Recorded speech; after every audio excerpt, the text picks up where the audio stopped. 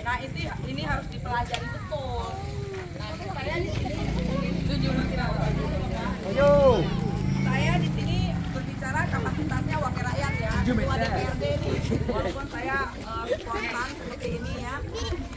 Saya sebagai wakil rakyat, terlepas apapun hasilnya, saya harus memberi informasi kepada warga. Kalau berapa ya, 65 kakak, kurang lebih. Ya dalam satu kakak itu ada 4 orang, 3 orang, 4 orang. Ya. Nah nanti ada biskuit itu di bawah saya ya. Ada yang hamil, ada sama batita, kita bagi biskuit ya. Ya. Jadi masalah kembali ke situ. Saya ini nggak punya data nih sekarang. Ya, saya juga sibuk. Kita lagi bahas anggaran di Kobak. Ya, tugas anggota DPRD itu membahas anggaran nih untuk uang seluruh kecamatan se-Bangka Tengah ini ya.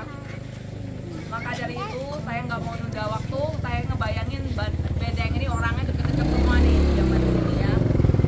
Ya, dulu itu kita tahu ada isunya relokasi itu pindah ya.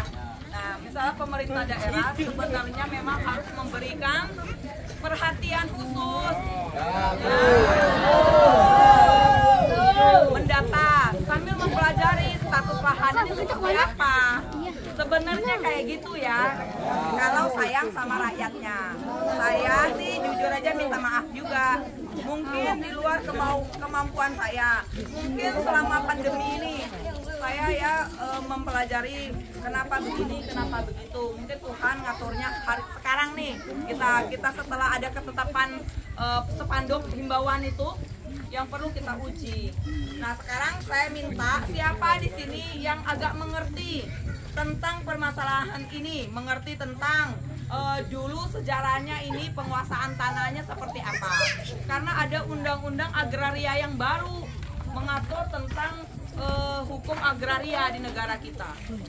Ya, itu yang pertama. Siapa yang mengerti? Kalau ibu-ibu kan nggak mungkin saya minta waktunya ya. Saya ingin ada satu yang bersedia. Ini belajar ya. Saya termasuk pribadi selalu belajar Bapak. Di sini nggak ada yang pintar, nggak ada yang mau jadi pahlawan, pahlawan enggak. Kalau Ibu Mehwa ya, artinya kalau yang kenal saya, begini saya.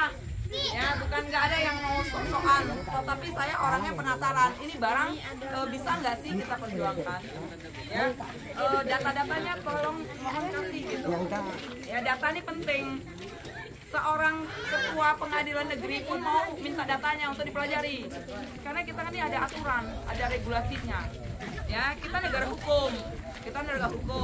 Kalau memang misalnya ya pembuktiannya begitu kuat, ini asal usul sejarahnya memang siapa ya, saya mohon maaf kalau di sini ada keluarganya atau saudaranya yang menggugat atau yang menang di pengadilan ya.